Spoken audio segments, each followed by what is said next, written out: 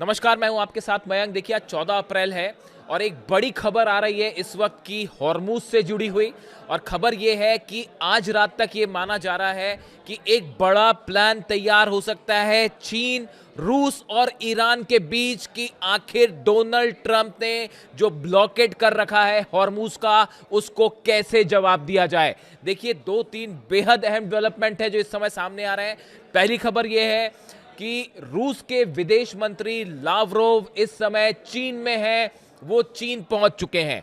उनकी चीन के विदेश मंत्री वांग यी से मुलाकात हो रही है और बताया जा रहा है चीन के तमाम बड़े सुरक्षा एक्सपर्ट्स के साथ रूस के विदेश मंत्री की बैठक होनी है और आज रात को एक बड़ा प्लान तैयार किया जाएगा। उसके बाद ईरान से बात की जाएगी और ईरान को इसकी जानकारी दी जाएगी। यानी दूसरे शब्दों में ईरान, रूस और चीन मिलके आज रात तक वो प्लान तैयार करने वाले हैं कि डोनाल्ड ट्रंप के जो 16 जहाज हॉर्मुज को घेर कर खड़े हैं उनका क्या करना है।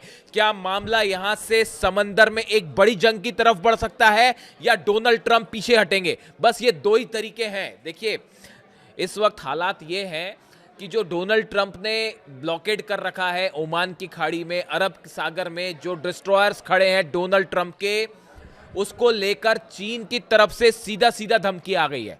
देखिए जो चीन के रक्षा मंत्री हैं डोंग जून, उन्होंने जो बयान दिया है वो ध्यान से समझिए। उन्होंने कहा है कोई भी देश हॉर्मुज के हमारे मामलों में दखल ना दे।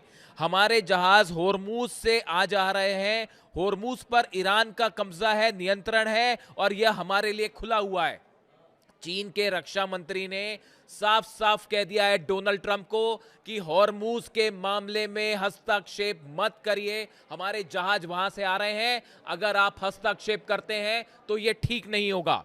बीजिंग का इरादा तेहरान के साथ हुए समझौतों के तहत हॉर्मुज से अपना आवागमन जारी रखने का है। देखिए इसका मतलब यह हुआ कि चीन ने साफ कर दिया है कि किसी भी सूरत में अगर उसके जहाजों को रोका गया तो इसका नतीजा ठीक नहीं होगा। यह सीधी सीधी धमकी मानी जा रही है चीन के रक्षा मंत्री से डोनाल्ड ट्रंप को, अमेरिका को। जो अभी आज के जो डेटाज हैं उसके मुताबिक हॉर्मुज से करीब 40% तेल जिसकी जरूरत चीन को है वो हॉर्मुज से ईरान सप्लाई करता है। यानी चीन को जो सप्लाई होता है ऑयल, उसका 40% ईरान से आता है, हॉर्मुज से होकर आता है। इतना ही नहीं, 3% जो एलएनजी है उसकी सप्लाई भी ईरान हॉर्मुज से करता है चाइना को। जिस तरह से वेनेजुएला से जो ऑयल आ रहा था उस पर रोक लगी, अमेरिका ने वेनेजुएला पे जो ऑपरेशन किया उससे चीन को नुकसान हुआ, लेकिन अब चीन ने यह तय कर लिया है अगर उसके जहाजों को रोका गया तो उसके लिए फिर चीन जो है वो बड़े सख्त कदम उठाएगा। ये बात चीन की तरफ से पहुंचा दी गई है अमेरिका के अधिकारियों तक। इसके अलावा देखिए मेदवेदेव जो हैं पूर्व राष्ट्रपति रूस के, उनकी तरफ से भी बड़ा बयान आया है। उन्होंने कहा है कि अगर ये ब्लॉकेट जारी रहा पूरे दुनिया में तेल का बड़ा संकट खड़ा हो जाएगा। उन्होंने ये कहा कि अमेरिका की जो पॉलिसी है एस्केलेशन से डी एस्केलेशन, यानी पहले आप हमले करिए, दबाव बनाइए और उससे शांति स्थापित करने की कोशिश करें, ये पूरी तरह से नाकाम साबित हो गई है, फेल साबित हो गई है। यानी अब दो बड़े देश रूस और चीन खुल के सामने आ गए हैं और ईरान के साथ खड़े हो गए मजबूती से। और जो मेरी जानकारी है उसके मुताबिक दोनों ने ईरान को साफ साफ संदेश दे दिया है किसी सूरत में हॉर्मुज से कब्जा नहीं हटाना है। यानी अब हॉर्मुज जो है पूरी तरह से ईरान के कब्जे में रहेगा। ये बात चीन ने खुले तौर पे कर दी है और ये बात अब रूस ने भी कह दी है। और जो लावरोव की यात्रा है वो इस दौर में हो रही है जब ये ब्लॉकेट करके अमेरिका खड़ा हुआ है। अब इसका नतीजा देखिए क्या हुआ है। इसके नतीजा ये हुआ है कि नए बयान सामने आ गए हैं डोनाल्ड ट्रंप के कि ईरान फिर से बातचीत करना चाहता है। हालात ये है कि रूस, चीन और ईरान ने मिलकर डोनाल्ड ट्रंप को घुटने पे ला दिया है।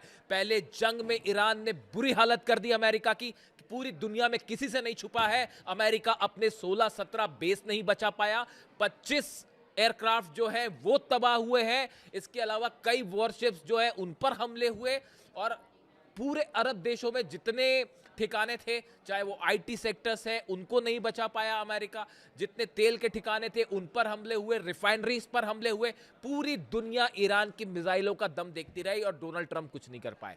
देखिए बड़ा झटका है पूरे मिडिल ईस्ट में अमेरिका के लिए। डोनाल्ड ट्रंप ने जो नीति अपनाई उससे न सिर्फ मिलिट्री के स्तर पर बड़ी हार हुई अमेरिका की, और अब विदेश नीति के स्तर पर भी जबरदस्त झटका लगा है। और देखिए हालात ये हो गए हैं कि डोनाल्ड ट्रंप ने फिर अपनी वही तूती बजानी शुरू कर दी है कि ईरान बातचीत करना चाहता है, और अब ये भी खबरें आ रही हैं कि नए दौर की बातचीत हो सकती है। और यह भी सुनने में आ रहा है कि पाकिस्तान में भी बातचीत हो सकती है, बैठक हो सकती है, तुर्की में भी बैठक हो सकती है, और जिनेवा का भी नाम आ रहा है। यानी 3 नए लोकेशन सामने आ गए, संभवतः पाकिस्तान में हो, इस तरह की बात है। तुर्की भी है, एक नई लिस्ट, इस तरह की खबरें आप देख लें। लेकिन मैं आपको फिर से एक बात बताना चाह रहा हूं। देखिए आईआरजीसी के जो चीफ हैं, ईरान की सेना के जो चीफ हैं अहमद वाहिदी, इनकी तरफ से बयान आया है कि वो इस बात के पक्ष में नहीं है कि अब अमेरिका से फिर से बातचीत की जाए। ईरान की सेना कोई बातचीत नहीं करना चाहती अमेरिका से। बार बार जो धोखे मिल रहे हैं, बार बार जो ये तमाशा हो रहा है, जो बताया जा रहा है, जिस तरह से नेतन्याहू के कहने पर फोन आया और आखिरी टाइम में जेडी वेंस पलट गए, उसके बाद अब ईरान की सेना बेहद गुस्से में है और चाहती है कि अब अमेरिका से कोई बातचीत नहीं की जाए। अपनी शर्मिंदगी छुपाने के लिए डोनाल्ड ट्रंप को इस तरह के बयान देने पड़ रहे हैं कि ईरान बातचीत करना चाहता है। हकीकत यह है हॉर्मुज में डोनाल्ड ट्रंप फंस गए हैं, घिर गए हैं।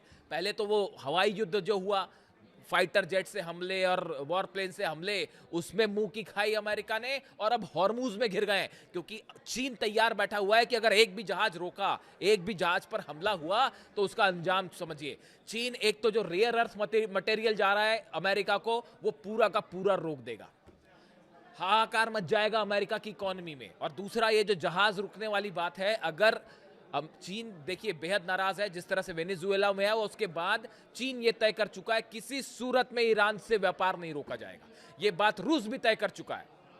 इन हालात में जो खबरें आई हैं ईरान से कि अहमद वाहिदी साहब जो है आईआरजीसी के कमांडर जो है, नए कमांडर इन चीफ, उनका कहना ऐसा है कि हम बातचीत करने के लिए बिल्कुल तैयार नहीं है, सेना सख्त नाराज है। और दूसरा जो मोहम्मद बाघेर जोलकदर है, जो supreme national council security council के सचिव हैं, अली लारीजानी साहब की तरफ से नियुक्त किए गए हैं, इनके बीच में और आईआरजीसी चीफ के बीच में, सेना के बीच में बहुत अच्छा तालमेल और समन्वय माना जा रहा है। यानी मैं आपको फिर से बताऊं, अगर इस तरह की खबरें, आप उस पर विश्वास तब करिएगा जब या तो ईरान की सेना कुछ कहती है, कंफर्म करती है, या फिर मैं बार बार कह रहा हूं कि जब तक ईरान के विदेश मंत्री इस बात को कंफर्म ना करें कि बातचीत होगी, कहां होगी, नहीं होगी, तब तक इस तरह की बातचीत पर विश्वास करने का कोई मतलब नहीं है। देखिए कई ऐसे खुलासे हुए हैं जो बेहद हैरान करने वाले हैं।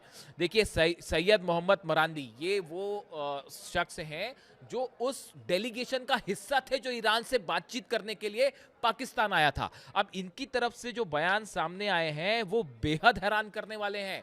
इन्होंने खुलासा किया है, इनका कहना ऐसा है कि जब जेडी वेंस ने बातचीत खत्म की और ये कहा कि समझौता नहीं हो पा रहा है, उसके बाद इस तरह की खबरें आने लगी थी ईरान की खुफिया एजेंसी से कि ईरान का जो डेलीगेशन आया है उसके जहाज पर हवा में हमला हो सकता है और इजराइल उस पर हवा पर हमला कर सकता है। इस तरह की खबरें आई। उसका नतीजा यह हुआ कि जो डेलीगेशन आया था ईरान का, अब्बास अराक्ची साहब थे उसमें, और ईरान के संसद के अध्यक्ष थे, और बाकी जो डेलीगेशन था इनको अपने जहाज का रूट बदलना पड़ा और उसे मशहद में लैंड करना पड़ा तेहरान की जगह। आप देखिए कितना बड़ा धोखे की तैयारी थी, और इजराइल कुछ भी कर सकता था। इस तरह की खबरें, और ये बात खुद जो है वो सैयद मोहम्मद जो मरांदी साहब हैं, इन्होंने बताई, जो उस डेलीगेशन का हिस्सा थे। उसके बाद मशहद में प्लेन लैंड करता है और वहां से जो सदस्य थे वो अलग अलग रास्तों से तेहरान पहुंचे। कोई बस से गया, कोई ट्रेन से गया, कोई अलग 4 व्हीलर से। यानी आप देखिए कि कितने सुरक्षा मेजर उठाने पड़े। इन हालात में क्या बातचीत की जा सकती है अमेरिका से और इजराइल से, आप खुद सोचिए। इसीलिए ईरान की सेना के जो चीफ हैं वो बेहद नाराज हैं और उनका कहना ऐसा है, ये बार बार जो बातचीत का तमाशा है ये नहीं होना चाहिए। डोनाल्ड ट्रंप घुटने पे हैं, हकीकत मानिए इस बात को। चीन और रूस दोनों बेहद नाराज हैं इस बात से। पूरी दुनिया की इकोनॉमी प्रभावित होगी। जिस तरह से ब्लॉकेट करके खड़े हैं डोनाल्ड ट्रंप की ये हिम्मत नहीं है कि अमेरिका की ईरान के जहाजों पर हमला करें। मैं आपको कल सुबह बताऊंगा कि ईरान ने क्या तैयारी कर रखी है। अगर डोनाल्ड ट्रंप की तरफ के जहाजों से एक भी हमला होता है तो उसका नतीजा क्या होगा, और एक झटके में डोनाल्ड ट्रंप के जो 16 के 16 जहाज है वो मुश्किल में पड़ जाएंगे। इसके बारे में मैं कल सुबह खुलासा करूंगा, लेकिन अभी हालात यह है कि ईरान की सेना बेहद गुस्से में है। 10 लाख सैनिक रवाना हो चुके हैं हॉर्मुज के आसपास के पूरे इलाकों में, और डोनाल्ड ट्रंप, चीन और रूस और ईरान ने मिलकर घेर लिया है हॉर्मुज में। और नतीजा अब यह है उसका कि आज रात तक एक बड़ा प्लान ये तीनों देश मिलकर तैयार कर सकते हैं कि कैसे डोनाल्ड ट्रंप को यहां से वापस हटाया जाए। जो भी इससे जुड़ा अपडेट होगा पहुंचाऊंगा आप तक। Thank you so much.